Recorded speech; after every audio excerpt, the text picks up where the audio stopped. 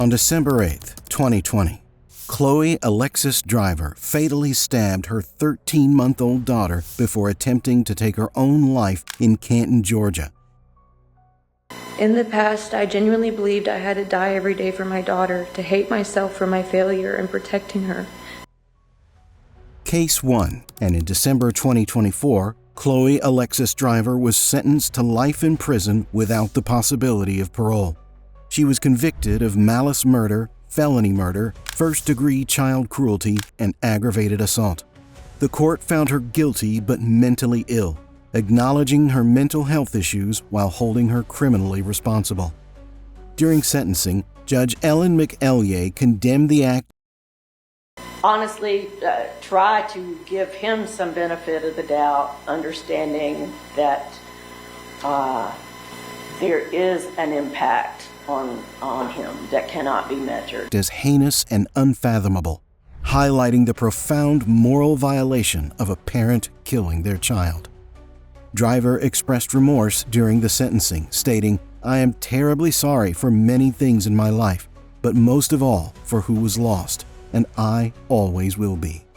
Every single day I live with my guilt." The next sentence says she feels a bit unsettling.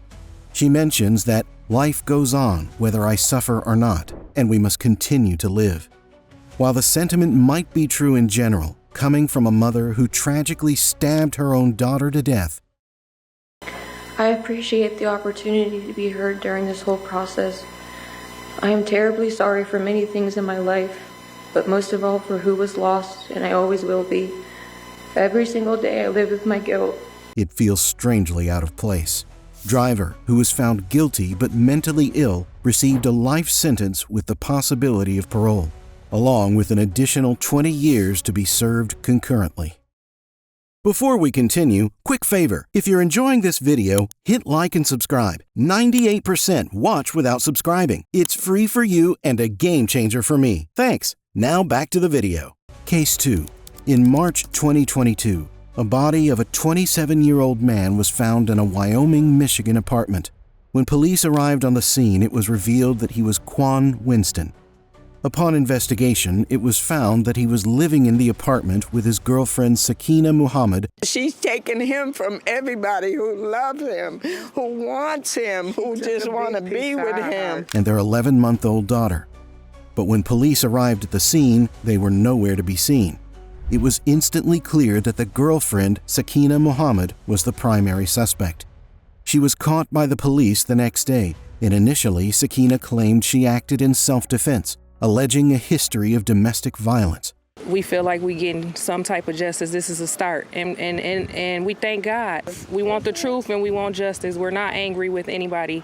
However, during the trial, neighbors testified that their relationship was toxic and Sakina was the aggressor. Before she was sentenced, the judge gave her an opportunity to say something in her defense, but she gave a cold-blooded response. "I just want to say sorry to my daughter." She showed no remorse and didn't even say a few apologetic words to the victim's family. Then she didn't respond until Sunday, 4:26 a.m. and she said, "Finna kill a LMAO, what you doing?" In November 2023, a jury found Sakina guilty of open murder. Subsequently, in January 2024, she was sentenced to life imprisonment without the possibility of parole. Case 3.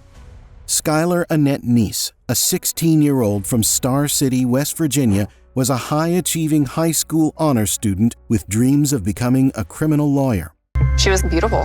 Her eyes were just remarkable. I was going to be there for her, and she was going to be there for me. It didn't matter what it was. I thought that maybe she'd been kidnapped. No one knew what was happening. There's nothing that I could have done or anyone could have done.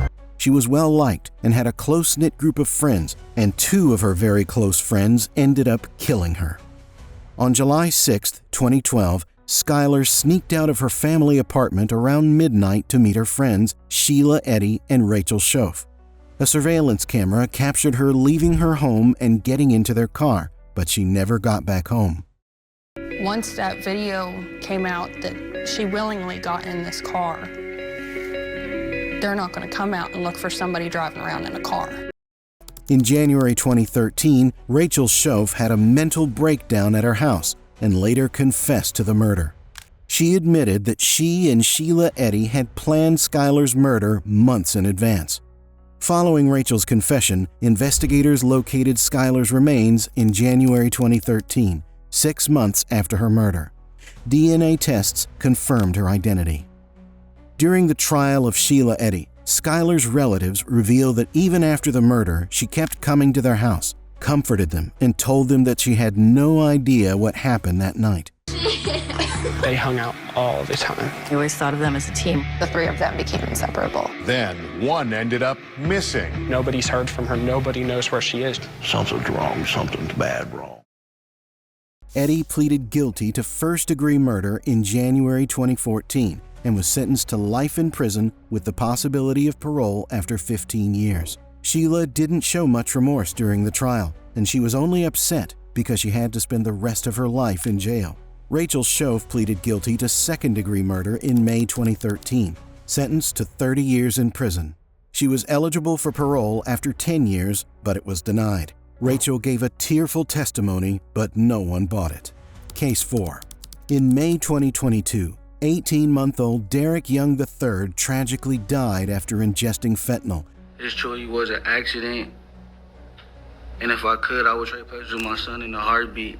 I want to apologize to my family for having them have to be here to see me experience. While his parents, Tyana Putzlocker and Derek Young, were napping in their Green Bay, Wisconsin apartment. During her sentencing, Tyana Putzlocker expressed remorse, stating she had learned her lesson, but a lost life should never be a learning experience.